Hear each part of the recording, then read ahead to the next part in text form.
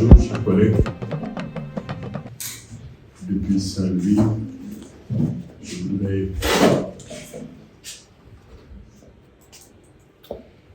saluer tous les collègues qui sont dans la salle, qui vont se présenter tout à l'heure, et en même temps saluer nos amis et collègues qui sont connectés depuis Ouagadougou, Niamey, Ziguinchor, je sais pas aussi les collègues de Yaoundé et de la France. Peut-être que nous avons d'autres collègues qui ne sont pas encore visibles au niveau de l'écran. Je voudrais vous dire, mon nom c'est Bob Kafal, je suis directeur de l'Institut avancé de Saint-Louis, qui est très honoré d'accueillir cet atelier, ce séminaire qui porte sur les chiffres, compter les chiffres et surtout mettre les chiffres au service de l'éducation à la démocratie et à la citoyenneté. Cet atelier est le troisième du genre, à la suite des deux précédents qui ont davantage porté sur l'utilisation des chiffres pour la recherche en sciences sociales. Et nous avons eu l'occasion au mois de juin d'organiser, d'accueillir ici le séminaire méthodologique de préparation des doctorants dans la recherche et comment pouvoir davantage intégrer les chiffres dans les travaux de recherche. Les chiffres, c'est la mesure, c'est les statistiques. C'est la mesure des phénomènes sociaux. C'est des outils qui sont extrêmement importants, qu'on a davantage tendance à considérer que c'est pour les disciplines dures, les mathématiques, la physique, la chimie. Mais on ne se rend pas très compte que en sciences sociales, en sciences humaines, les chiffres jouent un rôle extrêmement important dans la quantification. Et c'est à partir de la quantification qu'on peut faire des interprétations qui aient du sens. Voilà pourquoi, dans la mission de l'Institut avancé, de promouvoir la recherche, surtout de promouvoir l'interdisciplinarité dans les échanges, nous sommes très contents de pouvoir accueillir ce séminaire, qui présente une particularité qui est le fruit d'un partenariat entre le réseau Count et la Commission nationale UNESCO du Sénégal. Le secrétaire général de la Commission nationale de l'UNESCO fait l'honneur d'être avec nous et nous aurons davantage la journée de demain qui sera consacrée à ce partenariat avec la Commission nationale de l'UNESCO. Ce séminaire, pour nous, pour l'Institut, permet de regrouper les collègues de différents profils, de différentes institutions. Je voudrais saluer, bien sûr, Béatrice, la coordinatrice du réseau, qui nous fait l'amitié d'être là, se déplacer et d'animer ce réseau qui regroupe non seulement des chercheurs du Sénégal, des chercheurs du Burkina, des chercheurs du Cameroun, de Madagascar, de Côte d'Ivoire, mais surtout aussi des chercheurs d'Europe, de la France, de la Belgique, et des prospections sont en train d'être faites avec des universités de Grande-Bretagne. C'est-à-dire que le réseau s'élargit et la perspective, c'est de pouvoir effectivement créer des conditions maximales de collaboration, de partage d'opportunités sur les questions de la recherche, mais également sur le renforcement des capacités des jeunes générations sur la base d'échanges transgénérationnels. Ici, au Sénégal, nous avons le plaisir d'accueillir nos collègues, de saluer le professeur Amadou Camara, de la FASTEF, de l'inspection générale, qui a largement contribué à mobilisé les collègues de la commission des programmes d'histoire et de géographie. Je voudrais les saluer ici. Les collègues aussi également qui sont impliqués dans la réforme curriculaire avec le parc, qui nous font le plaisir d'être là, et qui sont dans différentes structures à la fois de recherche, de formation sur les questions de la culture. Nous avons je voulais également saluer professeur Amité Diop, chef du département d'histoire et géographie de la FACEF, qui nous fait l'amitié d'être là avec nous et de pouvoir apporter sa contribution en réfléchissant sur la problématique de la tolérance et de la paix et comment ces concepts peuvent entrer dans la réalité, et nous verrons plus tard comment ces éléments, quel peut être l'apport des chiffres dans la mise en œuvre du programme de concept de la démocratie et de la tolérance. Je voudrais saluer aussi la présence de Madame Colébité, inspectrice de l'enseignement élémentaire en service à l'Académie de Saint-Luc, qui nous fait l'amitié aussi d'être là et de participer à ce corps. Au titre des collègues de la commission d'histoire et de géographie, nous avons notre collègue Ali Dugo, qui, sur la recommandation du professeur Camara, sera le rapporteur général de tout le séminaire. Et nous sommes très contents, nous sommes reconnaissants également de son engagement et des dispositions qui sont prises pour pouvoir nous permettre de disposer d'un rapport de qualité qui peut être partagé avec les uns et les autres. Nous avons des collègues des lycées qui sont là, le lycée de Makaïla, le lycée Charles de Gaulle sera là, et nous avons bien sûr le collègue de l'instituteur aussi, le professeur Kaifal, qui est là avec nous. Je leur passerai la parole à tous pour qu'ils puissent se présenter, et nous allons également saluer l'ensemble des collègues qui sont là. Je crois Dr. Richard Pemboura de Yaoundé, nos collègues de Ziguinchor. Nous allons également, de façon de passer la parole, je crois, nos collègues de l'US, du Diallo, qui sont là. Et donc, les collègues auront l'occasion de dire un mot, de se présenter, parce que nous allons leur passer la parole. Donc, au niveau de l'agenda, la structure se présente ainsi.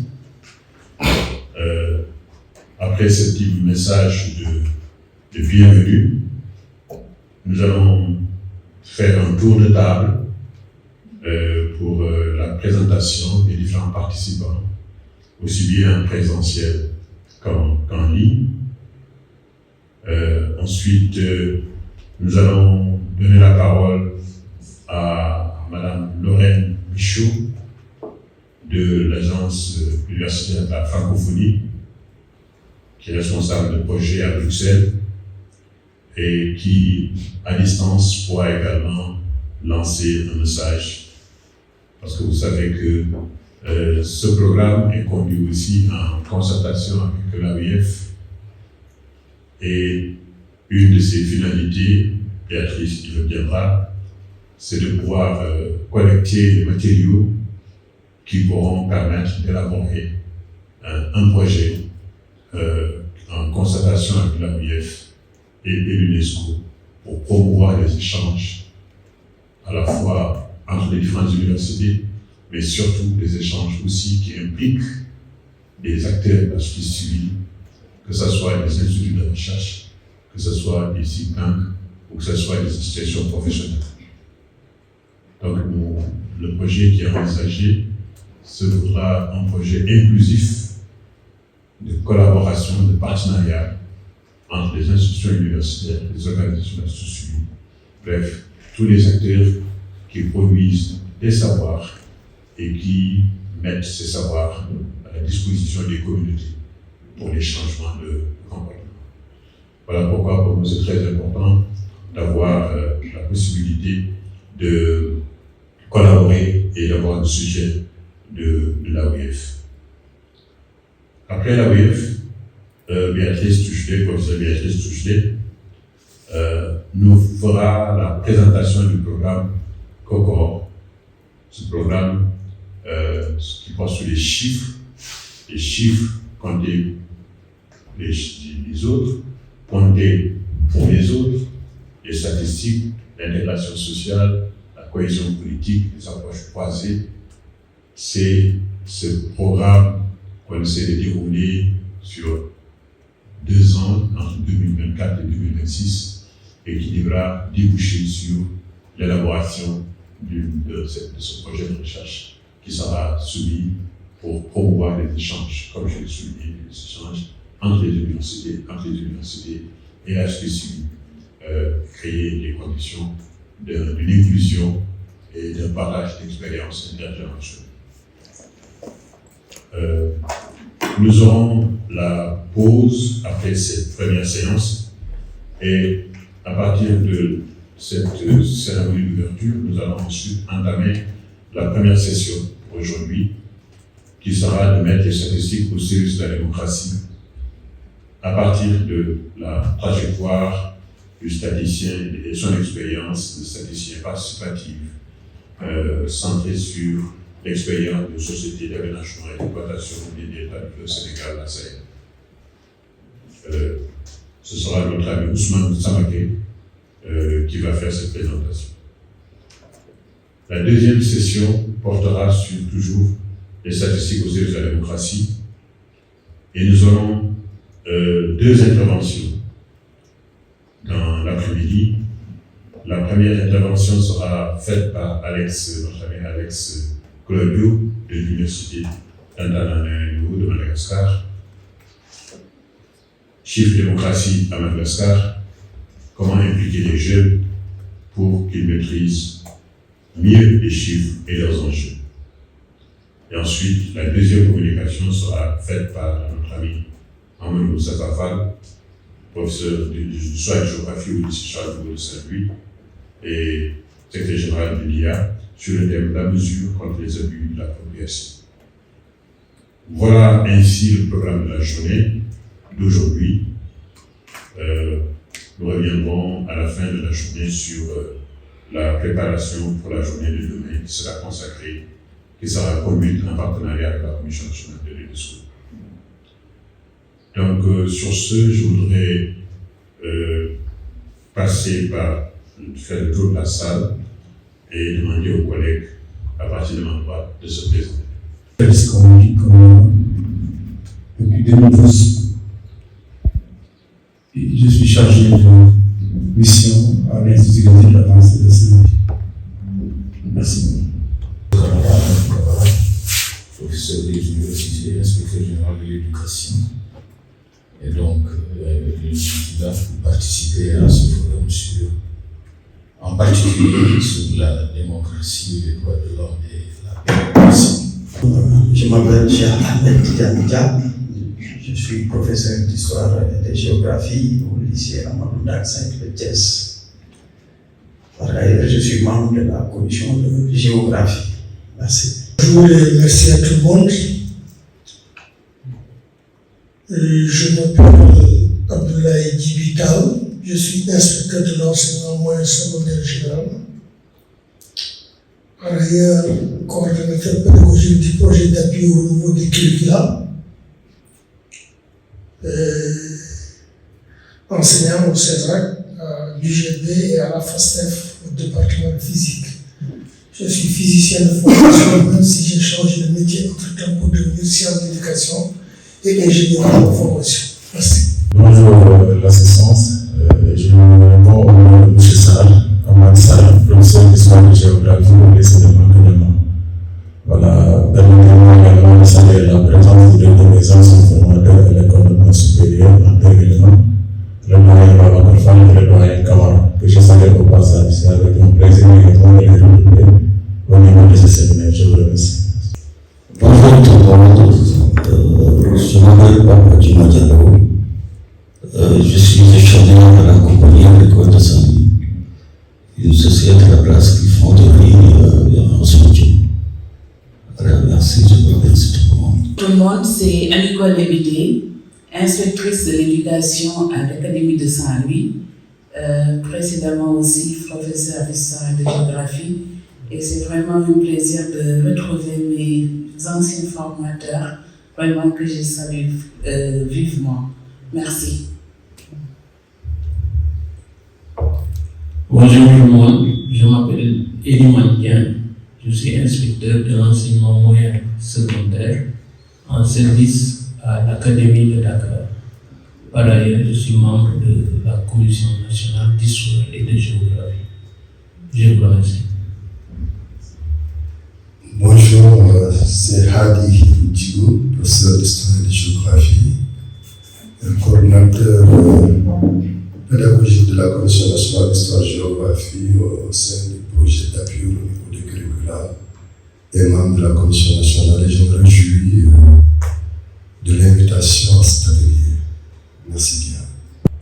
Bonjour à tous, je m'appelle Aminata Diop, je suis enseignante-chercheur à la FASTEF, chef de département histoire géo et par ailleurs responsable de la sous-commission citoyenneté et droits de l'homme. Merci. Bon, je suis professeure d'histoire contemporaine à l'université de Lille, donc en France, et voilà, et je suis à l'origine de ces différents programmes sur les chiffres. Et je suis vraiment ravie de rencontrer des collègues qui sont dans l'enseignement secondaire, parce que très souvent, quand on est professeur d'université en France, on a passé beaucoup de temps suffisant, disons, en lycée, en collège. Voilà, moi j'étais pas en histoire, j'étais en sciences économiques et sociales. Voilà. Ah, la pauvre copine. Ceux qui sont... Oui, donc nous allons faire un tour avec les collègues qui sont connectés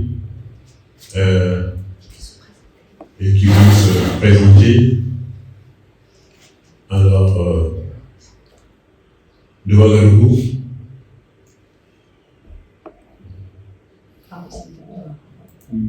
Ziguinchor.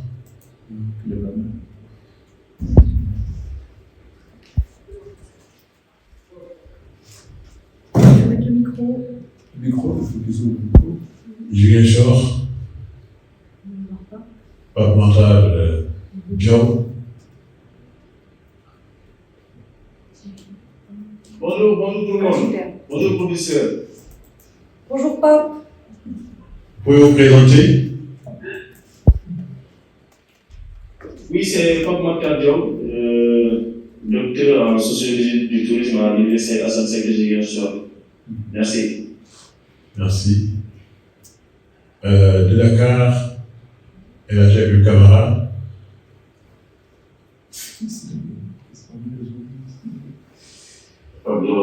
Bonjour, chers collègues. Désolé de ne pas être avec vous, parce qu'actuellement j'ai une réunion à Niger, mais je vous suis à distance. Merci. Merci. C'est pas payant. Merci bien, El Hadj Abdou Camara, expert en didactique et géographe. L'UVS, Djibril Diallo. Je suis conservateur des libertés, responsable des ressources de l'université Cheikh Anta. Par ailleurs, je suis l'administrateur du site de l'IDRC. Merci. Merci. Du Niger et Kachafou, Seydi. Bonjour à tous, moi, c'est l'éducation de Kenya Massoud, je suis doctorant en social anthropologie à l'université de Yaoundé. De Yaoundé, professeur Aïcha Pemboura. Bonjour à tous. Je suis Aïcha Pemboura, experte en paix et sécurité. Je suis enseignante de géopolitique et géostratégie à l'université de Yaoundé et directrice du centre d'études en stratégie, sécurité et développement à Yaoundé. Merci. Merci. Ouagadougou.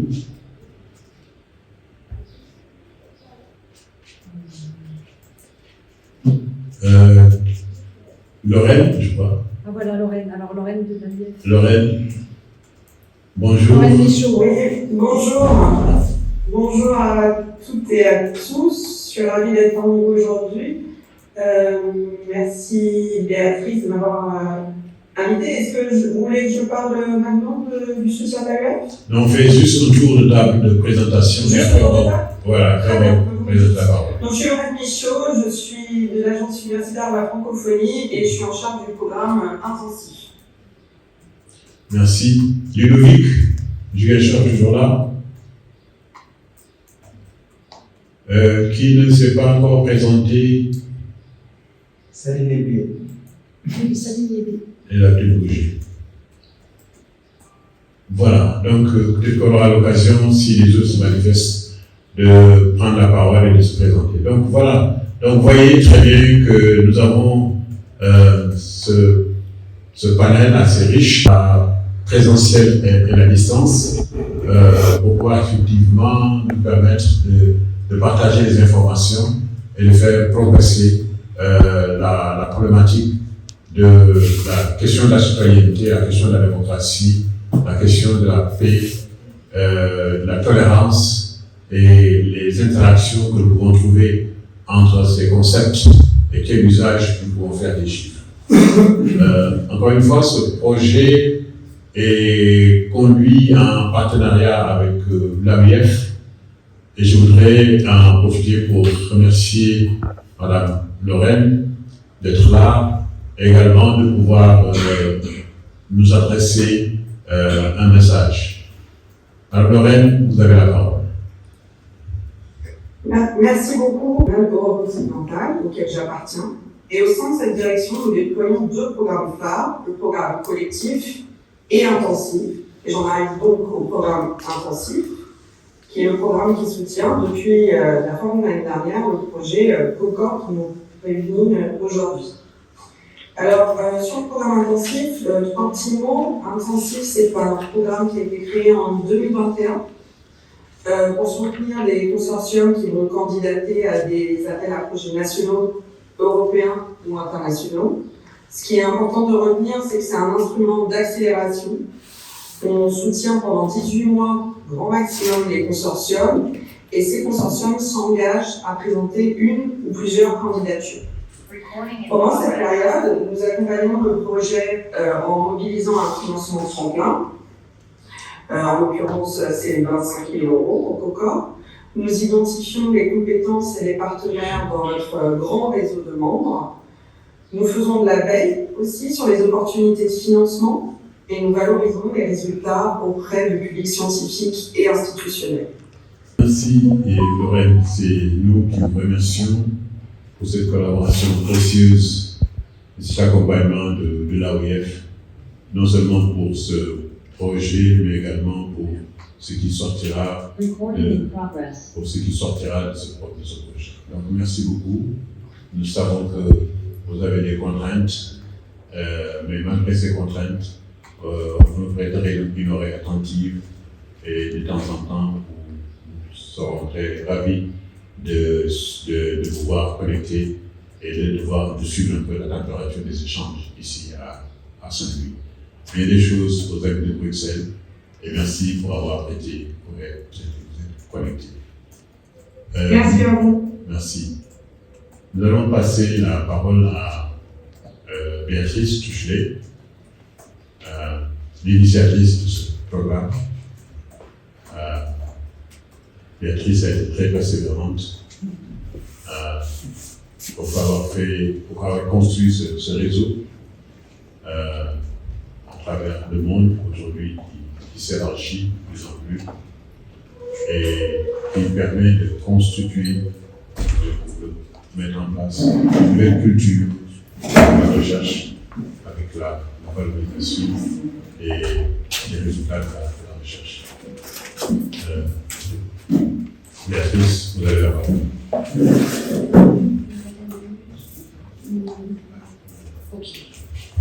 Bon, merci à tous, merci pour l'invitation de l'IEA. À chaque fois, effectivement, je suis persévérante, mais je pense qu'il y a une institution aussi qui systématiquement accueille ces manifestations sur le chiffre. A priori, un sujet qui ne passionne pas les foules, surtout quand on est étudiant, quand on est lycéen et qu'on fait de l'histoire, on dit je fais de l'histoire, c'est pour ne pas rencontrer, c'est pour pitié ne plus rencontrer des chiffres. Je sais, j'entends ça auprès des étudiants, les étudiants renvoient ça. Bon, alors, l'idée de ce programme, effectivement, c'est justement que des... Alors, on n'a plus de connexion, mais si ça va marcher. Ah voilà, c'est bon, oui, c'est bon. Donc voilà, j'ai fait un petit PowerPoint rapide pour vous présenter. Alors l'idée de cette présentation, c'est justement que vous puissiez avoir un peu, vous aussi, une idée des différents programmes qui sont engagés dans cette affaire de chiffres, et surtout que vous voyez un petit peu aussi où est-ce que ces programmes vont mener, parce que c'est quand même ça, sont les objectifs de ces différentes initiatives en fait qui sont assez importants. Alors voilà, moi j'ai toujours été marquée par, moi j'ai fait des études, je ne vais pas vous raconter ma vie, elle n'a absolument aucun intérêt, mais si ce n'est que j'ai opté pour l'histoire, effectivement, moi aussi bien sûr, pour ne pas rencontrer du chiffre en permanence, j'avais tenté une formation en économie. J'ai fait un double cursus en fait à Panthéon, Sorbonne, et ce qui m'a arrêté dans les études d'économie, c'est effectivement l'emprise extrêmement forte des chiffres. Alors des chiffres, c'est-à-dire des statistiques, il y en avait à tous les étages, et également, pas que des statistiques, mais aussi même des mathématiques, qui sont à un niveau extrêmement développé. Bon, et je me suis dit non, moi je me retrouverais mieux en histoire, j'ai préféré les archives, j'ai préféré les papiers. Et qu'est-ce que j'ai retrouvé dans les archives et dans les papiers? Évidemment, j'ai retrouvé des chiffres, ça c'est sûr. Et ceux-là, quand même, je m'y suis intéressée. Et ce que je me suis dit, c'est que je voulais, comme historienne, m'emparer de ces chiffres, c'est-à-dire plusieurs choses. D'abord, les comprendre, et ça c'est pas du tout évident quand on est historien. Les comprendre, ça signifie savoir comment ils sont fabriqués, comment et pourquoi, et par qui, et pour qui ils sont faits, ces chiffres-là, c'est tout ça qui m'a intéressée. Et je me suis dit que finalement, il pouvait y avoir une approche des chiffres en général, mais ça on peut en discuter pour préciser le périmètre, mais il pouvait, et même plus loin, il devait y avoir une approche des chiffres pour et par des gens que l'on qualifie de spécialistes de sciences molles, opposés aux sciences dures, qu'on qualifie de littéraire. Alors là, littéraire, c'est pas toujours très laudatif par rapport justement à des sciences dures qui, elles, au moins, peuvent bénéficier, je caricature, mais d'éprouvettes, et puis expérimenter, et puis dire voilà, moi j'ai raison, voilà où est la vérité, elle est là et elle n'est pas ailleurs. Bon, donc et ça, je me suis dit qu'il fallait qu'on essaie justement d'impliquer ces littéraires, ces spécialistes de sciences molles, de sciences non exactes, dans les histoires de chiffres. Alors, pour aller plus loin même, l'idée aussi, et vous allez le voir, j'ai mis en première partie le programme de la journée, là, mais je pense que vous l'avez, donc c'était peut-être inutile. Mais l'idée de tous ces projets-là, c'est aussi que des jeunes, et que d'une façon générale, alors c'est aussi trop général sans doute, mais que des gens de la société civile puissent, comme des historiens, comme des spécialistes de sciences molles, s'emparer des chiffres. S'emparer des chiffres, c'est-à-dire que il faut qu'ils puissent les comprendre. Bon, en France, il y a très souvent des polémiques, comme partout, autour des chiffres. Combien y a-t-il de nombre, quel est le nombre de chômeurs? Quel est l'indice des prix? Ça, c'est fondamental, évidemment, pour les salaires. Voilà. J'ai lu dans la presse hier qu'au Sénégal, il y avait 3 millions de personnes qui avaient une carte d'identité et qui n'étaient pas inscrites sur les listes électorales. Vous voyez ce chiffre-là? 3 millions, c'est pas rien. Mais on est tellement d'un autre côté inondé de chiffres. Tous les matins, quand vous écoutez les informations, ou n'importe quand vous écoutez les informations, sans arrêt, il y a des chiffres. On ne sait même plus combien il y a de morts en Ukraine, on ne sait même pas combien il y a de morts n'importe où dans le cas de conflit, parce que sans arrêt, on nous donne des chiffres. Et moi, je trouve que cette omniprésence des chiffres, finalement, commence à gêner, parce que cette omniprésence des chiffres empêche la réflexion. Et empêche aussi, à mon avis, la hiérarchisation des faits. Et empêche aussi, finalement, trop de chiffres tue la mesure. C'est-à-dire que l'on en a trop, et que donc, du coup, on ne mesure plus l'importance, ou au contraire, le côté, disons, après tout, secondaire, de tel ou tel événement, de tel ou tel fait. 3 millions de personnes au Sénégal, des citoyens qui disposent de leur carte d'identité, qui ne sont pas inscrits sur les cartes électorales, J'ai lu ça, je me suis dit 3 millions c'est beaucoup, mais après tout, je n'en sais rien.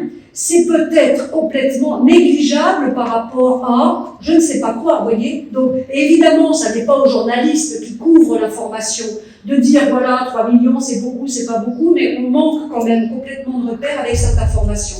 Ce qui est sûr, c'est qu'on retient 3 millions et du coup, si j'étais raisonnable, j'aurais dû hier aller voir quelle est, parce que je m'en souviens plus, la population du Sénégal, la population des électeurs sénégalais, et là, j'aurais fait moi-même la proportion, vous voyez, et même un spécialiste ou une spécialiste de sciences molles peut faire cette démarche, vous voyez, donc titiller, attiser, aller provoquer cette curiosité critique et curiosité systématique à l'égard des chiffres. Moi, c'est ça, hein, l'idée des programmes. Et c'est pour ça que je suis vraiment ravie qu'il y ait beaucoup ici de représentants de l'enseignement et d'acteurs représentants. C'est bon. Je sais que quand on est prof, on ne fait pas que représenter, hein, qu'on soit prof ou inspecteur. Bon, on est vraiment actif. Hein. Bon, c'est-à-dire de gens qui sont intervenants auprès de jeunes parce que en fait, c'est à eux qu'il peut appartenir, si ça leur convient, hein, de favoriser cette nouvelle approche, disons, des chiffres, hein, une approche critique. Et voilà. Alors, moi, ce que je vais vous présenter là, c'est ce programme très rapidement. Alors, un programme qui en prolonge d'autres, vous voyez absolument rien, mais c'est un peu le jeu des PowerPoint. C'est pas pour noyer l'information, mais c'est parce que je ne vais pas détailler l'ensemble des projets. Pour monter ce type de projet, il faut avoir quelques financements.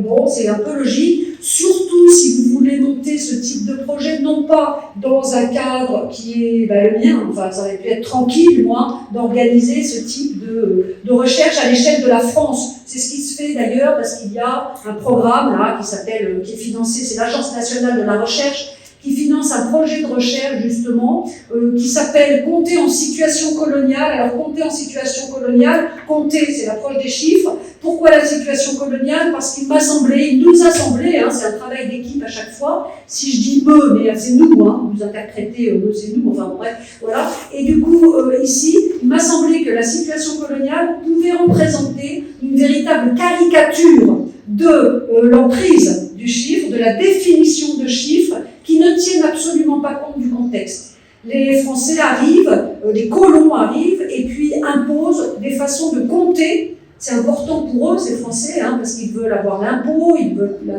conscription, etc. Ils vont compter, ils vont imposer des mesures, le mètre par exemple, l'âge par exemple, bon, le nombre d'habitants, voilà, quel est votre métier, donc quand on compte, on classe, hein. Est-ce que vous êtes actif, est-ce que vous êtes inactif? On va imposer des catégories qui en fait n'ont absolument rien à voir avec les catégories traditionnelles des pays et des territoires qui étaient colonisés. Donc là c'est vraiment la caricature du chiffre qui n'a aucun sens pour les populations qu'ils sont censés représenter. Donc c'est pour ça que cette situation coloniale, hein, nous a semblé dans cette équipe intéressante. Alors l'idée de l'ANR, là, qui s'appelle COCOL, c'est compter en situation coloniale, hein. L'idée de cette ANR-là, c'est justement de travailler sur la fabrication des statistiques dans un contexte colonial en Afrique francophone. En gros, entre 1830, les années 30 et 1962, en réalité, l'idée, c'est aussi, voire surtout, de s'intéresser aux sociétés pré-coloniales et d'essayer d'évaluer, de mesurer la rupture, la violence que suppose le fait d'arriver avec des chiffres et d'imposer des catégories à des sociétés, à des territoires finalement, donc il y en avait d'autres. Qu'est-ce que ça veut dire? Que quand on vous impose, par exemple, la façon de compter les jours, et c'est pas du tout, voilà, un calendrier. Le fait d'apporter un calendrier, ça peut être aussi extrêmement violent. Donc situation en fait précoloniale, coloniale et puis post-coloniale. Dans quelle mesure est-ce que ces chiffres qui ont été fabriqués dans des territoires colonisés et pour les colons évidemment, hein, ont influencé ou pas des États devenus indépendants. Donc voilà, c'est ce programme. Alors, l'ANR a beaucoup d'avantages parce que ça soutient des projets à l'intérieur avec des chercheurs français, parfait, monde académique. Hein. Là, il n'est pas question de sortir du monde académique quand vous êtes financé par l'Agence nationale de la recherche. Bon, voilà. Et puis, autre limite qui nous a semblé très limitative, enfin une limite limitative, d'accord, mais bon, n'empêche, trop restrictive, c'est que l'ANR ne finance pas d'étrangers du tout. Si vous n'êtes pas français à ce moment-là, vous ne pouvez pas venir participer à des colloques dans le cadre de l'ANR. Donc on s'est dit avec l'équipe de l'ANR, il faut qu'on élargisse. Et on a élargi en créant un réseau international qui s'appelle Compte. Vous voyez l'originalité, c'est compter à chaque fois. Hein, bon. Donc c'est chiffrer et compter en Afrique francophone. Et là, c'est un programme qui est financé par le CNRS, donc le Conseil national de la recherche scientifique, hein, et qui, pendant 5 ans, je crois que c'est 5 ou 6 ans, finance une fois par an des manifestations dans des pays, dans les territoires qui participent à ce projet-là et aussi sur le chiffre. Alors, on a un certain nombre de partenaires à Madagascar, on en a beaucoup au Sénégal, on en a un certain nombre aussi au Cameroun, en Côte d'Ivoire, etc. Et là, une fois par an, il y a des manifestations. L'année dernière, ça a été en 2023, la manifestation était reçue par l'IEA, justement, hein, ça s'était passé au musée au sud, voilà. Donc, bon, ça c'est l'IRN, et l'IRN a comme énorme avantage donc, de financer, alors non pas de recherche, mais de financer éventuellement aussi la participation de gens qui ne sont pas des universitaires, qui ne sont pas du monde académique. Ça peut être des praticiens, ça peut être aussi des enseignants du secondaire qui peuvent participer du coup à ces manifestations, si ça les intéresse évidemment. Et voilà, alors bon, je vous ai mis un autre projet parce qu'à l'échelle de l'Europe, hein, aussi, on a développé avec l'université de Gand un travail aussi collectif, hein, et c'est par cette université de Gand qu'on va essayer d'élargir à d'autres empires, avec un collègue de l'université de Gand. Donc là, il y a un tout petit financement, et là, c'est juste lui, les Gand, j'ai mis ça comme ça. Et puis enfin, ce programme intensif dont a parlé Lorraine Michaud, hein, qui s'appelle Compter les autres, compter pour les autres. Et là, par rapport aux autres programmes, l'innovation, le changement de ce programme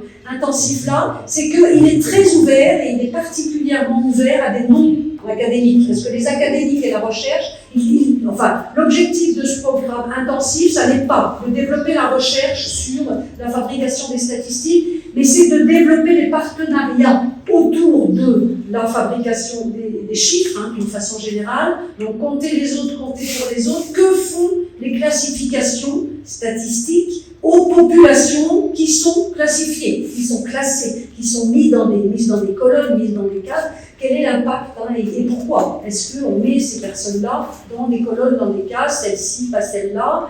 Quel est l'intérêt? Comment on construit ces frontières entre eux? Alors, l'exemple le plus facile, c'est homme-femme. Bon, ben voilà, il y a une colonne homme, il y a une colonne femme. En général, d'ailleurs, pour les statistiques les plus anciennes, la colonne femme, il y a écrit non disponible, parce qu'on ne les a pas comptés très souvent. Hein, voilà, homme-femme, à la limite, ça, on comprend. Il ne peut pas y avoir la frontière là. A priori, elle est complètement rigide. Bon. Par contre, à partir du moment où vous introduisez d'autres catégories, par exemple, jeunes, vieux, ça ne s'écrit pas comme ça, mais ça va être personnes âgées. Personnes âgées, dans un contexte capitaliste, disons, ça veut dire personnes qui coûtent à la société plus qu'elles ne lui rapportent, pour aller vite. Bon. Et puis, personnes jeunes. Alors, jeunes, ça peut signifier scolarisé. Bon. Ça peut signifier non scolarisé, mais encore inactive, mais en tout cas, c'est pas quelqu'un qui va aller travailler immédiatement, en principe. Bon. Et puis ensuite, vous avez toute une catégorie au milieu, hein, qui est celle de la population active. Population active, donc, et population inactive, eh bien, les limites entre activité et inactivité peuvent être extrêmement floues. À partir de quand est-on actif? Est-ce que je suis active en ce moment? Non, moi je ne bouge pas, hein. Je ne suis pas en train de gigoter sur ma chaise. Par contre, j'ai une activité économique, a priori. Hein. Enfin, j'espère avoir. Mais bon, comment est-ce que c'est pris en compte? Quand on fait le ménage chez soi, est-ce qu'on est active plutôt en général? Bon, est-ce qu'on est inactive? Le travail domestique est-il considéré comme faisant partie de l'activité ou de l'inactivité? Donc, tous ces éléments-là montrent que les frontières sont floues, et ce qu'on veut étudier dans ce travail-là, compter les autres et compter pour les autres, c'est justement la porosité, la fragilité, ou au contraire la solidité des critères, hein, qui permettent de classer les personnes, voire classer les biens, dans des catégories. Voilà. Alors, et pour ça, évidemment, on a besoin non pas seulement de chercheurs, d'académiques, mais on a besoin des praticiens. Ce sont les praticiens qui nous montrent, d'où l'intérêt tout à l'heure, hein, de la communication du SMAC, hein, Samaké. Bon, des praticiens qui nous montrent comment ils comptent. Et puis aussi des praticiens qui nous montrent comment on peut compter différemment, c'est-à-dire comment on peut compter avec les autres. En général, quand on a affaire à des statistiques officielles ou à des chiffres, hein, officiels, publiés, diffusés dans la presse, les 3 millions de Sénégalais non inscrits sur les listes électorales, On ne va pas aller chercher les 3 millions de Sénégalais pour savoir s'ils sont d'accord, effectivement, je ne suis pas inscrit, je suis inscrit, etc. Bon, on a un chiffre global. On ne demande pas à ceux qui sont comptés de montrer pourquoi ils sont comptés, on ne leur demande pas leur avis en réalité. Bon, l'idée de ce programme-là, c'est d'essayer que justement ceux qui sont comptés s'emparent de la façon dont ils sont comptés. C'est-à-dire que ces personnes devraient pouvoir aussi fabriquer des chiffres. Si vous voulez, par exemple, et là, bon, mon voisin de gauche le sait bien, si vous voulez définir des propriétaires terriens, ben, il faut que vous sachiez comment on mesure les champs, il faut qu'on sache aussi s'il faut ou pas un papier, acte de propriété, qu'est-ce que ça veut dire? Là aussi, c'est une classification extrêmement tout à fait datée. Hein, bon. Et du coup, si les personnes qui se jugent propriétaires de ces champs se mettent elles-mêmes à intervenir dans la définition de la propriété et de la mesure, on peut modifier l'ordre des choses. Donc, l'idée de ces programmes-là, c'est du coup de vouloir s'ouvrir justement, et surtout le programme intensif, de s'ouvrir, disons, à la société civile. Et surtout aussi, pas surtout aussi, mais également, hein, de pouvoir attirer des jeunes, leur montrer que par rapport aux chiffres, il faut être critique, pas seulement critique pour dire oui, tout se pourrit, les chiffres servent à la corruption, les chiffres, etc., sont mauvais, ils sont tous faux. C'est pas ça les critiques pour dire comment ils sont construits, dégager, enfin provoquer, susciter une très grande curiosité, comment ils sont construits, par qui ils sont construits, à qui servent-ils. Est-ce que moi, individu lambda, je peux, et normalement je devrais pouvoir quand même, savoir justement précisément comment ils sont construits. Si on me dit, ah, il n'y a pas d'inflation, arrêtez de râler avec vos salaires trop faibles, il n'y a pas d'inflation, ben c'est très bien, moi je suis ravie. N'empêche que si plus personne ne croit qu'il n'y a plus d'inflation parce que le prix du pain, le prix du riz, le prix de tout ce qu'on veut augmente, moi je le vois bien, mon porte-monnaie se vide dès que je fais 3 courses, résultat, il y a une perte de confiance par rapport aussi aux statistiques officielles et du coup il faut là que l'on comprenne pourquoi il y a une perte de confiance, que l'on voit et que l'on s'intéresse aux conséquences de cette perte de confiance et que l'on laisse les populations qui n'ont plus confiance se réapproprier de chiffres. Donc on les laisse expliquer. Sinon, il y a un grand risque, à mon avis, enfin à notre avis, il y a un grand risque pour la démocratie. Si vous êtes gouverné par les chiffres, en fait, si vous vous laissez, vous, tout le monde, hein, se laisse guider par les chiffres et sans savoir comment ils sont construits, sans les critiquer, sans prendre aucun recul critique, le gros risque, c'est qu'on se désintéresse de ces chiffres. Je vois que l'inflation est beaucoup plus importante pour moi qu'elle ne l'est dans les faits. Je vois que de toute façon, quelle que soit l'augmentation du niveau des prix, je n'aurai pas d'augmentation de salaire, je me désintéresse. Et si je me désintéresse, finalement, je ne vais plus, à la limite, m'intéresser au débat politique, ni voter. Et résultat, c'est une perte de sens, à mon avis, très importante, même pour les citoyens, ou les futurs citoyens. Si les élèves des lycées, surtout ceux qui sont intéressés par l'histoire, contournent systématiquement les chiffres quand ils seront adultes, quand on va leur donner un bulletin de vote, hein, quand ils seront inscrits sur les listes électorales, les résultats finalement d'un certain nombre de statistiques, ils ne s'y intéresseront pas. Et du coup, qu'est-ce qu'ils vont faire? Ils risquent, c'est ce qui se passe en France très fortement, de se dégager, de se désengager, ou de ne pas s'engager dans la vie politique.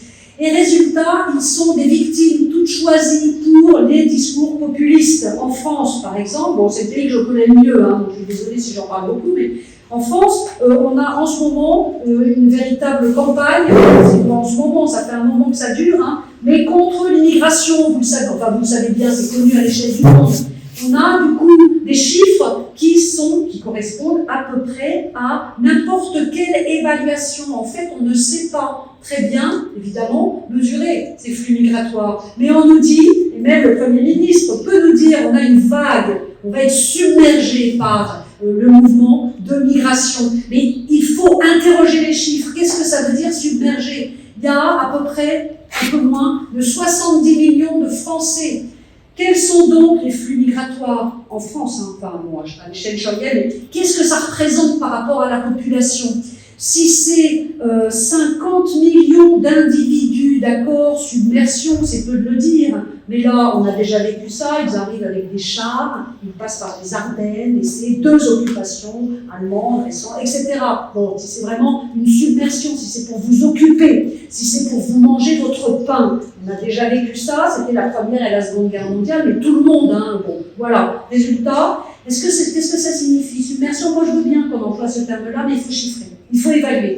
Et si vous n'évaluez pas, à ce moment-là, le problème, c'est que, et il faut dire comment on évalue aussi. Si on n'évalue pas, du coup, on peut nous raconter n'importe quoi. Et du coup, c'est comme ça aussi beaucoup qu'en France, en ce moment, il y a un courant populiste, hein, des discours faciles. Oui, vous êtes exploités, oui, il n'y a pas d'activité économique dans ce pays, etc. Tout va mal, bon, et on a toujours des boucs émissaires, hein. Maintenant c'est aussi beaucoup les fonctionnaires. Bon, les fonctionnaires, c'est pareil, on ne sait pas combien ils sont, mais les fonctionnaires ça ne va pas, ils ne travaillent pas. Moi j'aimerais bien des chiffres pour savoir, pour prouver que les fonctionnaires ne travaillent pas. À ce moment-là, oui d'accord, et qu'on me dise comment on a évalué, et pourquoi on a évalué, et pourquoi finalement il n'y a pas d'argent, plus d'argent dans la fonction publique. On a aussi un espèce de dada en Europe, vous avez sans doute entendu parler de ça, il ne faut pas dépasser de plus de 3%, la dette publique ne doit pas dépasser le produit national brut de plus de 3%. Bon, ça a été tiré au dé à l'échelle européenne, c'est-à-dire que personne au niveau de l'Europe n'est capable de justifier le choix de ce 3%. Le gros problème, alors 3%, pourquoi pas 5, 10, c'est pas calculé. Résultat, le gros problème en ce moment, un des problèmes, il y en a plusieurs, mais c'est que lorsque le gouvernement français nous dit qu'il y a une dette, on dépasse les 3%, on est à peu près à 5,5%. Les résultats, on vous dit, alors surtout si vous êtes fonctionnaire, on vous dit, tous les matins, il faut vraiment vous lever avec un objectif, rembourser la dette. C'est rembourser la dette, et c'est même pas travailler pour autrui, et c'est même pas monter des projets collectifs, mais c'est surtout ne dépensez pas, arrêtez de déposer des projets comme ça mais rembourser la dette. Donc on fait culpabiliser des gens qui n'y peuvent absolument rien pour un chiffre qu'on a établi, qui a été établi d'une façon complètement aléatoire. Et même des gens de l'INSEE vous disent pourquoi 3%, on n'en sait rien. Moi j'avais posé des questions à des statisticiens, après tout, ce serait 10, on serait plus à l'aise. Alors, on serait plus à l'aise, on serait beaucoup plus endetté, mais voilà. Alors, visiblement, c'est d'autant plus embêtant que, apparemment, ce 3%, ce seuil fatidique qu'on a dépassé, peut être dépassé sans problème pour certains qui vont laisser filer les dépenses publiques, mais pas pour d'autres. Ça veut dire que ceux qui dépensent, effectivement, ne sont pas seulement les fonctionnaires, mais ça peut être aussi les ministres à l'échelle des finances, évidemment, qui ne contrôlent pas. Mais personne ne remet en cause ce 3%.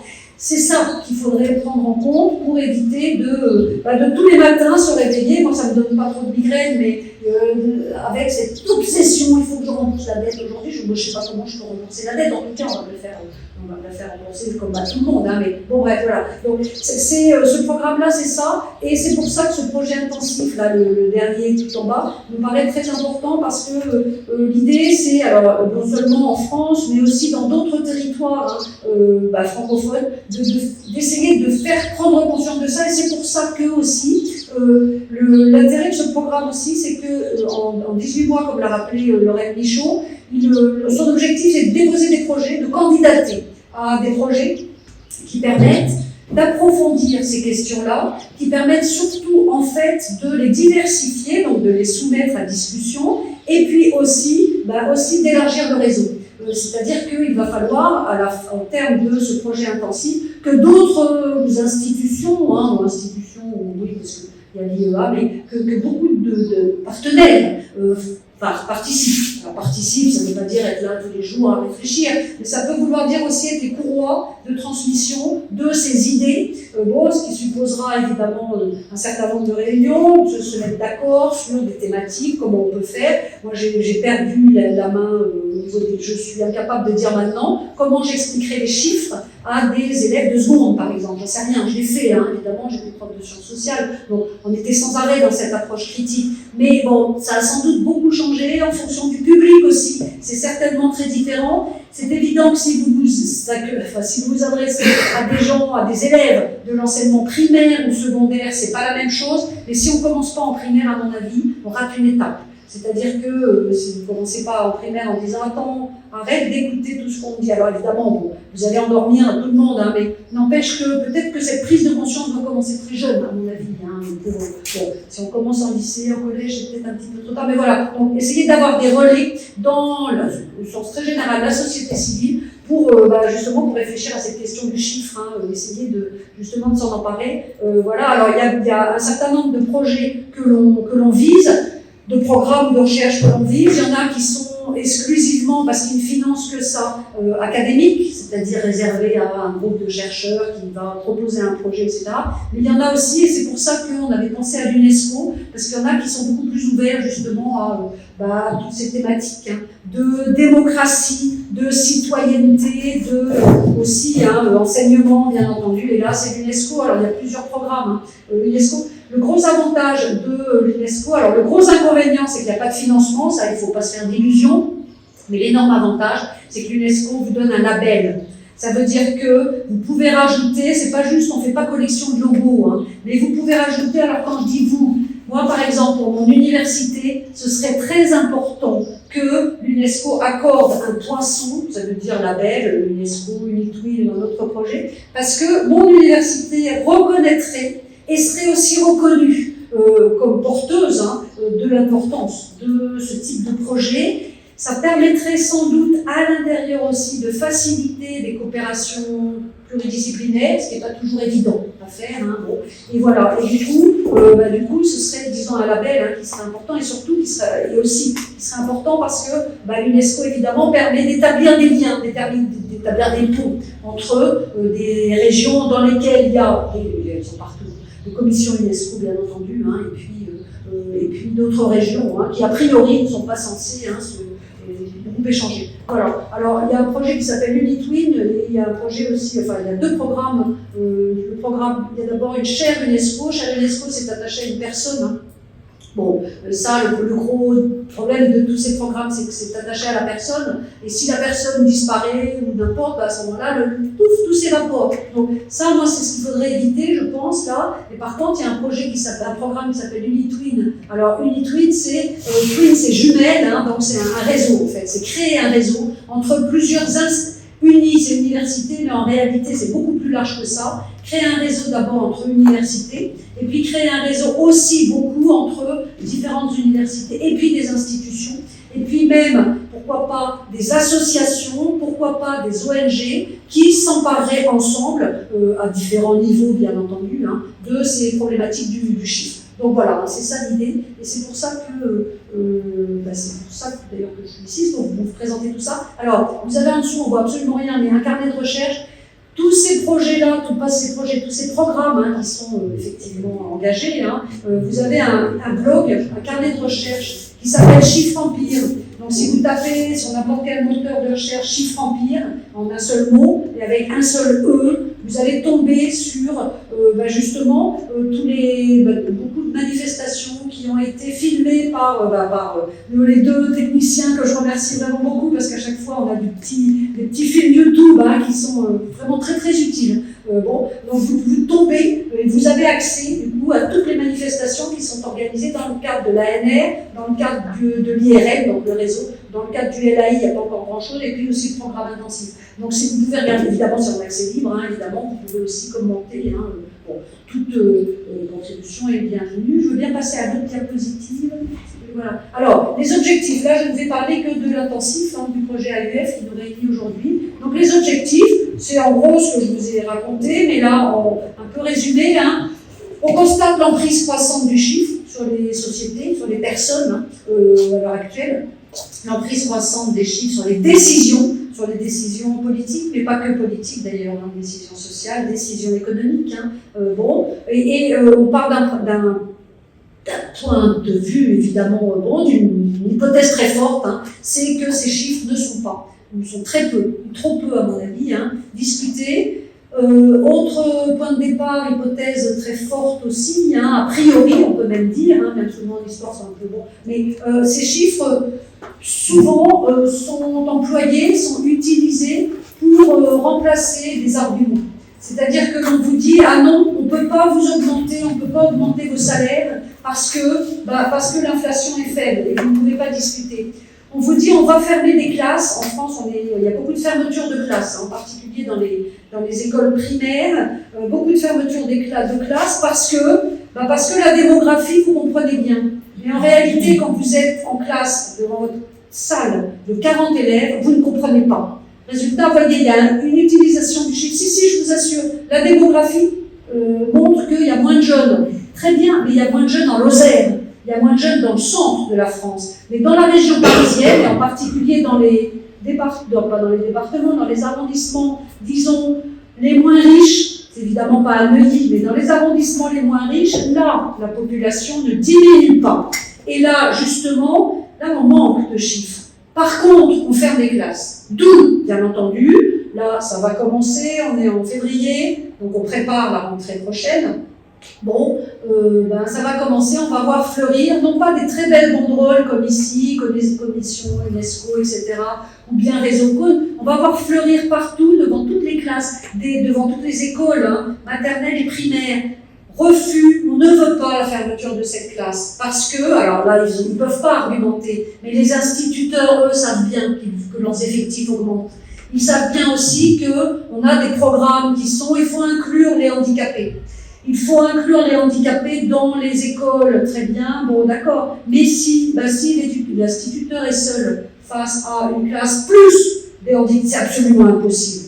Et donc, on a une contradiction permanente entre eux, et tous les jours, quand vous écoutez les informations, on a une espèce de bourrasque, entre le discours politique qui vous dit oui, il faut faire ci, il faut faire ça, et puis les faits. Et puis les réalités. Donc c'est quand même curieux, on utilise les chiffres à mauvais escient à mon avis, parce qu'il faudrait interroger les instituteurs en leur disant voilà, vous avez commencé votre carrière, j'ai n'importe quoi, mais il y a 10 ans, bon, comment ça se passe? Est-ce qu'il y a une amélioration des conditions? Est-ce qu'il y a une dégradation des conditions? C'est ça le chiffre. Et un chiffre important, combien y a-t-il d'élèves dans votre classe aujourd'hui? Combien y avait-il d'élèves dans votre classe il y a 10 ans? Là, un signe quand même a priori d'amélioration ou pas. Après, il faut savoir d'où viennent les élèves, tout ce que vous voulez, est-ce que... Bon, bref. Mais n'empêche que là, c'est leur chiffre à eux qui est intéressant. Ce ne sont pas les chiffres qui vous disent à l'échelle nationale, à l'échelle du monde, la démographie montre que la population ne suppose plus qu'il y a moins de naissances, vous comprenez. Moins de naissances aujourd'hui, c'est exactement le même discours à l'université. Ah oui, on va supprimer des postes, bien sûr, ça c'est sûr, on en supprime un maximum, on ne renouvelle pas, parce que les effectifs des étudiants diminuent. Moi j'aimerais bien voir les amphithéâtres se vider. Je peux vous assurer qu'à Lille, les amphithéâtres ne se vident pas. Non seulement ça, mais les gens qui arrivent dans ces amphithéâtres ont des besoins, les étudiants qui arrivent ont des besoins qui ne sont pas, besoin d'encadrement en particulier, qui sont beaucoup plus importants que ceux des étudiants qui arrivaient il y a 10 ans. Pour des raisons simples, c'est que leurs parents sont souvent confrontés à des difficultés économiques qui n'existaient pas il y a 10 ans, à cette échelle-là au moins. Et résultat, ces étudiants-là, il faudrait au contraire leur consacrer plus de moyens. Mais on nous dit, non, il y en a moins, donc moins de moyens. Bon, alors, c'est à l'échelle nationale, on ne dit pas ça à des universités du centre de Paris. Là, bon, ça va, il n'y a pas trop de diminution, quoique, mais bon, mais alors les universités périphériques, c'est une véritable catastrophe. Au nom de quoi? Au nom des chiffres. Au nom des chiffres qui ne sont pas discutés, qui ne sont même pas très souvent tellement détaillés. Bon, ça se voit aussi, cette utilisation de chiffres un peu galvaudés comme ça, à travers la diminution évidemment, voire la suppression d'un certain nombre d'institutions qui étaient spécialisées dans la production de chiffres. Le ministère de l'Éducation nationale, évidemment, comme celui de la recherche et de l'enseignement supérieur, ont un service de statistique. On voit peu leurs résultats, finalement, parce qu'ils ont de moins en moins de moyens. Et du coup, on diminue quand même les postes parce que le fameux 3% de déficit, etc., dont je vous ai parlé tout à l'heure, ce dérapage budgétaire, très bien, on va aller chercher là où on peut limiter les dépenses. Voilà. Donc ces chiffres qui servent à pallier l'absence d'arguments réels pour justifier des décisions politiques, il faut absolument qu'on s'en empare avant d'être finalement grignoté par le chiffre et d'avoir non pas une submersion de je ne sais pas quoi, mais en tout cas de l'extrême droite, c'est évident, hein, parce que tous ces discours-là qui ne sont pas rigoureux, qui ne sont pas argumentés, ça provoque bien entendu hein, des départs, une dérive hein, finalement de la citoyenneté et un vote extrême parce qu'on n'y comprend plus rien. Résultat. Si vous ne faites pas confiance aux chiffres, vous ne faites pas confiance au gouvernement pour aller vite. C'est un peu logique. Si on vous dit « ah ben il n'y a pas d'inflation, ah ben la démographie, on ferme les classes, etc. » Bon, on vous donne 2-3 chiffres, et vous vous rendez compte de l'écart entre le chiffre qu'on vous annonce et puis la réalité que vous vivez, et là, qu'est-ce que vous vivez? Vous ne votez plus ou alors vous votez extrême. Parce que là au moins, il n'y aura plus de chiffres, ça c'est sûr. C'est pas bon. Il n'y aura plus d'université d'ailleurs. Donc voilà, alors, il suffit, avec ce programme, il faut dénoncer, on veut dénoncer la sacralisation du chiffre. Il en faut des chiffres, évidemment, ça c'est sûr, hein. Mais moi j'aimerais bien que les citoyens, et c'est l'objet de ce programme, s'emparent, au moins soient mis au courant de la façon dont on les produit. Il y a depuis une quarantaine d'années finalement, hein, avec l'informatisation, l'informatisation a permis de développer les statistiques de façon gigantesque, ça c'est sûr, hein. On fait beaucoup plus d'enquêtes, etc. Bon, tout est dans la moulinette, bon. Mais l'informatisation et l'augmentation aussi du pouvoir des chiffres tiennent aussi au fait que l'on ait séparé désormais l'expertise statistique complètement à l'échelle officielle de ceux qui utilisent les chiffres. Vous avez des experts, ils vous disent « ah non, vous ne pouvez pas comprendre de toute façon ». Vous ne pouvez pas comprendre, on a un plan de développement de je sais pas quoi, de la dépense publique, bon. Mais vous ne pouvez pas le comprendre parce que c'est un programme, c'est la machine qui gouverne. Moi j'ai dit, il y a 3% de déficit, il en faut, il y a 5 en France à peu près, un peu plus, il en faut 3. C'est simple, une équation dans la machine à laquelle seul l'informaticien comprend quelque chose, une équation et voilà, on peut sabrer tel et tel type de dépenses, ça sont des programmes. Et du coup, le citoyen lambda, lui, n'y comprend rien. Ça veut dire qu'il y a une privatisation de l'expertise, en fait. Hein. Il y a une appropriation de l'expertise de la fabrication du chiffre. Hein. Alors, je n'accuse pas du tout les statisticiens parce que, ils n'y peuvent rien, ce sont des institutions d'État, mais en tout cas, cette appropriation d'expertise, il faudrait un petit peu quand même la nuancer. Il faudrait que les experts descendent de leur piédestal, sortent de leur machine pour expliquer comment, pourquoi. Moi, au contraire, hein, je ne veux pas retourner à l'âge de pierre. Hein. On s'est fait traiter de complètement réactionnaire hein, en France quand on avait ce type de discours, je dis à l'université d'une façon générale. C'est pas ça, mais il n'empêche qu'il faudrait qu'il y ait un partage. Quand vous donnez des directives, oui, il faut retourner à 3% de... Très bien, mais alors faites un référendum. Qui est prêt à sacrifier un certain nombre de choses, que proposent les citoyens, c'est ça peut-être aussi. Eh bien, ils ne proposent rien, on ne leur demande rien, on est à 6, ils font descendre à 5, ils font descendre à 3, et bien voilà, et du coup on va vous imposer. Vous voyez, donc, contre cette appropriation de l'expertise, hein, cette confiscation de l'expertise, et là, bon, évidemment, ce ne sont pas les plus âgés qui vont réagir, hein, mais au moins ce qu'ils peuvent faire, hein, je me mets dans les plus âgés, ce qu'ils peuvent faire, c'est pousser, bien entendu, les jeunes à prendre conscience de cette incapacité dans laquelle on les met à avoir accès à la décision. Et ça commence, à mon avis, très jeune. C'est une éducation à la citoyenneté, finalement. Aux États-Unis, ce qui risque de se produire, là, avec quelqu'un qu'on connaît bien, un président qui vient d'être élu, démocratiquement, a priori, les services de statistiques publiques vont voir leur budget chuter. C'est absolument évident. Le recensement démographique est mis en question, donc je ne discute pas de la nécessité des chiffres, c'est évident, bien entendu, surtout pas. Mais par contre, il faudrait que tout le monde puisse avoir son mot à dire, et en tout cas qu'il y ait un effort d'explication beaucoup plus important sur ces chiffres-là, et que l'on ne mette pas finalement des objectifs sans que ces objectifs soient discutés, soient amendés par certaines. Bon. Et là, ça, c'est vraiment les jeunes, ce sont les jeunes qui vont, ce sont les jeunes, et ce sont les institutions, les ONG, les associations diverses qui peuvent faire ça à tous les niveaux. C'est pas seulement à l'échelle nationale, au contraire, là, ça va mettre très longtemps à bouger. À l'échelle internationale, encore plus. Les statistiques de la Banque mondiale, par exemple, les critères ne sont pas tellement discutés non plus. Bon, par contre, il y a des impacts évidemment très importants pour les pays aussi endettés. Ouais, mais au niveau local, c'est au niveau local qu'on pourrait peut-être.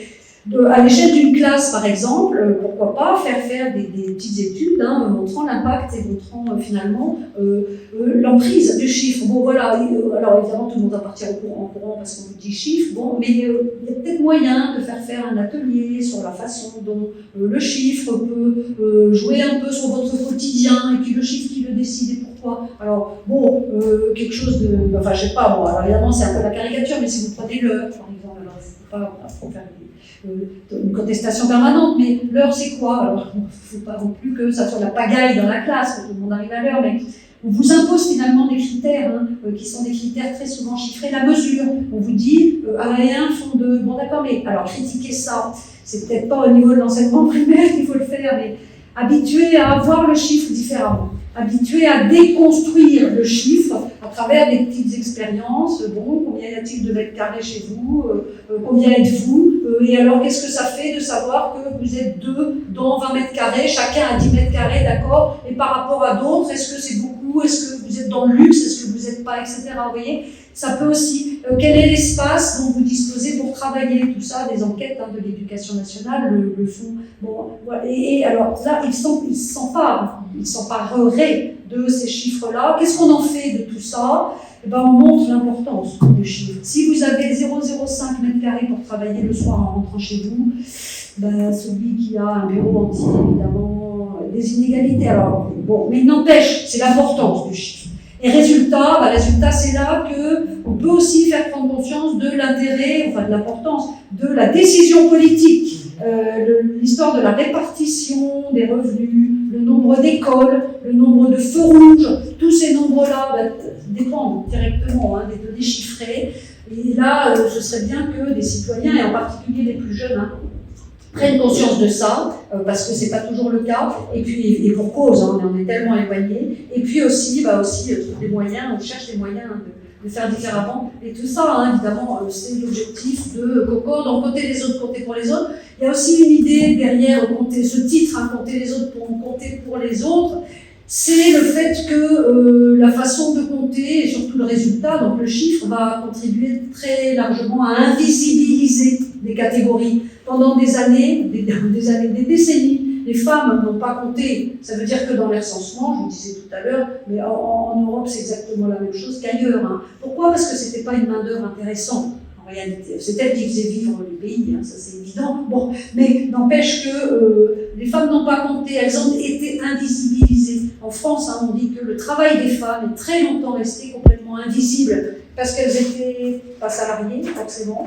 parce qu'elles étaient, lorsqu'elles étaient salariées, très mal payées, et parce qu'on ne les voyait pas, finalement, on ne les a pas mises en valeur. Donc, prendre conscience aussi de ça, et si vous êtes compté, c'est aussi que vous comptez pour les autres. Ça veut dire qu'à partir du moment où on vous compte, vous êtes les recensements démographiques, par exemple en France, il y a eu une réforme il y a quelques années, à mon avis, qui n'est pas très bonne. Le recensement démographique, ça n'est plus la grande opération de l'Institut de Stats. Le recensement démographique est permanent. Il est fait par les mairies. Et du coup, il devient invisible. Et c'est à vous de vous déclarer à la mairie. Et résultat, il y a très peu d'enquêteurs. L'enquêteur ne vient plus chez vous, il n'y a plus de bulletins, etc. Tout se passe par Internet. Ceux qui n'ont pas accès à Internet, et il y en a beaucoup quand même en France, ça existe, les zones, ils ne sont pas recensés.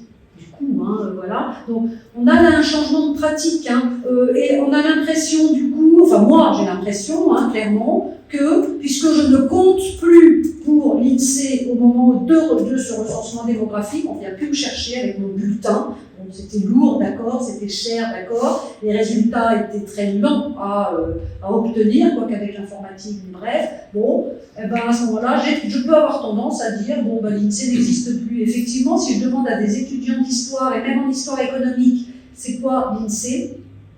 Alors là, c'est le grand brouillard. Alors qu'avant, quand il y avait un recensement démographique une fois tous les 5 ans, il y avait des affiches partout, on savait qu'il y avait une institution de statistiques dont l'une des fonctions était de compter les habitants. Si vous n'êtes plus compté, vous ne comptez plus. Il peut y avoir ça aussi, qui contribue finalement à désintéresser les citoyens, ces citoyens qui considèrent qu'ils ne sont plus dans le territoire. Voilà. Si vos conditions d'existence ne sont pas du tout prises en compte, que vous tombez vraiment très bas dans la pauvreté, si vous n'avez plus les moyens de vous chauffer, etc., de vous loger, et que vous n'êtes en plus pas compté, ben à ce moment-là, vous disparaissez, et même pour vous, ça signifie que vous n'êtes pas reconnu. Bon, ça c'est une signification. Alors, l'INSEE a fait en France beaucoup d'efforts par rapport à ça. Il y a une enquête sans domicile, une enquête auprès des sans domicile fixe, qui a organisé, c'est une enquête régulière. Bon, voilà. Ça signifie que l'Institut de Stat est derrière, quand même, normalement, les gouvernants prennent en compte ce phénomène-là. C'est pas pour ça que ça change beaucoup, mais n'empêche que, donc, compter les autres, compter pour les autres.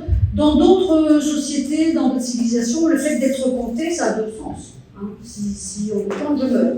Si on me compte, Bon, il peut y avoir aussi, derrière le fait d'être compté, des superstitions, mais il n'empêche que dans des nations avec des citoyens, le fait d'être compté, c'est le fait d'être reconnu. Bon, c'était ça, hein, l'histoire de Gogol. Hein. Bon, dénoncer la sacralisation des chiffres, hein, bon, tout le reste, je vous l'ai dit, le but c'est de provoquer une réflexion critique et collective hein, sur l'emprise des chiffres, et surtout, évidemment, pouvoir s'en réemparer hein, de ces chiffres, s'en emparer tout simplement. Hein. Bon, que les profanes, hein, ceux qui sont considérés, nous, hein, on est considérés comme des profanes, puissent renouveler, hein, renouer en tout cas avec les chiffres pour prendre des décisions, alors à l'échelle régionale, à l'échelle territoriale, à l'échelle du village, de n'importe quoi, hein, bon, pour prendre des décisions sans avoir à dépendre du chiffre des autres. Et ça aussi c'est très important.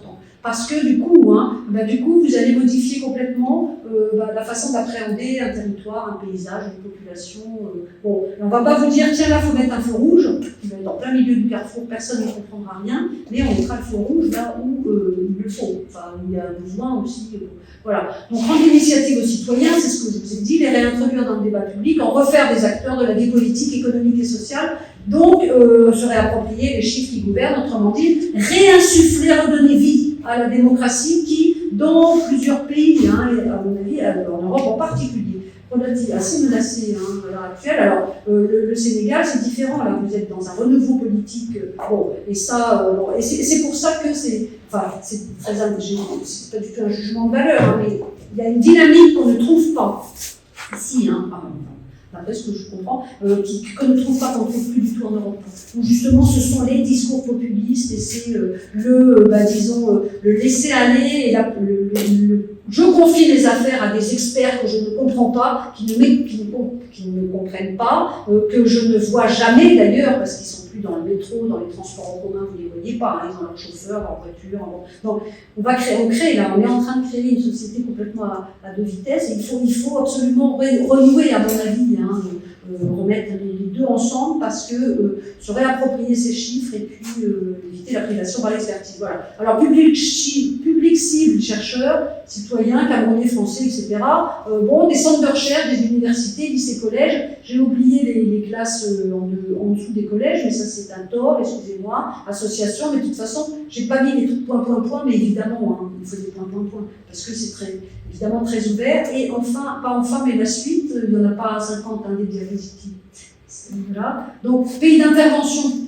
Belgique, France, Cameroun. J'ai commencé par les deux parce que le programme intensif a été déposé à Bruxelles, donc par la France et c'est en Belgique, Cameroun, Côte d'Ivoire, etc. Là aussi, point, parce que c'est très ouvert. Hein. Vous voyez la diversité des nationalités de tous ceux qui participent par Zoom. Hein, là. Donc c'est beaucoup plus large que ça. Dispositif, donc des universités, des institutions africaines, européennes, des jeunes, des étudiants, lycéens, collégiens, etc. Et là, c'est pareil, j'ai pas mis élèves, hein, mais c'est un tort qui participe à ces projets. Et l'idée aussi, c'est de provoquer des expériences. Donc, provoquer des expériences qui seraient des expériences de fabrication de statistiques, en fait, hein, de fabrication collective de statistiques à tous les niveaux. Ça peut être aussi dans les classes, ça peut être, pourquoi pas, chez les étudiants. Alors, chez les étudiants, ce qu'on fait en général, moi, pour les premiers TD, c'est que l'on reconstitue, on fait des filières.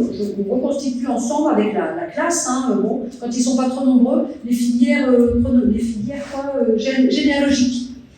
Que faisaient vos parents, que faisaient vos grands-parents, et du coup on voit un peu l'origine sociale, et on peut du coup essayer, et en général, c'est vrai que ça crée des liens à l'intérieur du groupe, parce que sinon les gens ne se connaissent pas. Quand vous rencontrez quelqu'un, vous ne lui demandez pas quelle était la profession de sa grand-mère, évidemment, ça n'a aucun intérêt, bon bref. Par contre, dans le cadre de l'histoire économique, ça peut être intéressant, et on arrive comme ça à reconstituer des trajectoires, souvent sur une, deux, voire trois générations, et ça crée une unité dans le groupe, hein, et puis voilà. Alors, donc des expériences locales aussi pour poser les jalons d'une réforme qui permettrait aux acteurs, oui, il y a évidemment, vous l'avez compris, un projet politique hein, derrière, au sens général du terme, c'est pas pour des élections, mais bon, poser les réformes, poser les jalons d'une réforme qui permettrait aux acteurs de terrain, c'est ceux-là qui sont intéressants, et puis à tous en fait, de ne plus être agis par les groupes. Au contraire, hein, de s'en emparer, hein, et du coup de ne plus être agi par les décisions politiques, de ne plus subir les décisions politiques, mais justement d'arriver à tous les niveaux, hein, mais d'arriver à prendre part dans ces décisions et devenir des acteurs, c'est le principe même de la démocratie, hein, en réalité. Voilà, donc mettre les statistiques au service du collectif, alors ça, c'est ce qui est sur le site du programme intensif, c'est ce qui est sur le site de l'AUF, hein. J'ai repris ce texte-là, bon, parce que je l'avais fait, mais c'est pas par flemme, c'est parce que je pense qu'il résume assez bien hein, les objectifs du projet. Donc mettre les statistiques, les statisticiens et tous les producteurs de chiffres au service du collectif, hein, pour rendre l'initiative aux citoyens, et puis faire de ces chiffres, des instruments de la cohésion sociale, hein. Évidemment de l'intégration politique et évidemment de la démocratie aussi. Donc compter pour les autres, hein. C'est créer une société plus inclusive, voilà, et puis assurer le rayonnement de la francophonie. Bon, c'est l'AUF, Agence universitaire de la francophonie, donc il y a aussi un projet là pour le moment. Évidemment, c'est à l'intérieur du territoire francophone, mais rien n'empêche du tout, hein, et ça, on en avait parlé à Laurent Michaud, qu'il y ait une extension dans des territoires anglophones, parce que les questions sont les mêmes, hein, bien sûr. Voilà. Alors, bon, et puis là, un mini résumé, gouverner les chiffres qui nous gouvernent, hein, permettre aux plus jeunes de s'approprier des chiffres, consolider les démocraties, voilà. Je dis chiffres à chaque fois, c'est des statistiques, ça peut être la comptabilité, hein. Si on arrivait à mieux comprendre les comptabilités d'entreprise, il y aurait peut-être moins de fraude fiscale. Bon, comptabilité d'entreprise, comptabilité de l'État, on ne peut pas tout faire, mais là aussi, il y a une expertise qui s'est appropriée la façon dont on tient les comptes de l'État, et à part en France la Cour des comptes, personne n'a vraiment voix au chapitre. Hein. Bon, en fait, si au moment du vote du budget, mais après on sait très bien qu'il y a des lois de finances rectificatives, etc. Moi je ne comprends rien au budget de l'État, enfin c'est pas bon. Et là aussi, il faudrait peut-être des petits cours de démocratie, hein, des petits cours pour qu'on comprenne un peu comment ça se fait, quels sont vraiment les enjeux. On le voit concrètement dans votre classe, il y avait 10 élèves, aujourd'hui il y en a 40, on se dit, oulala, ça se dégrade, mais qu'est-ce qu'il y a derrière, et qu'est-ce qui explique que, etc. Donc voilà, bon, bah écoutez, en tout cas c'est complètement ouvert au débat, et merci pour ça, et merci de m'avoir écouté. Voilà.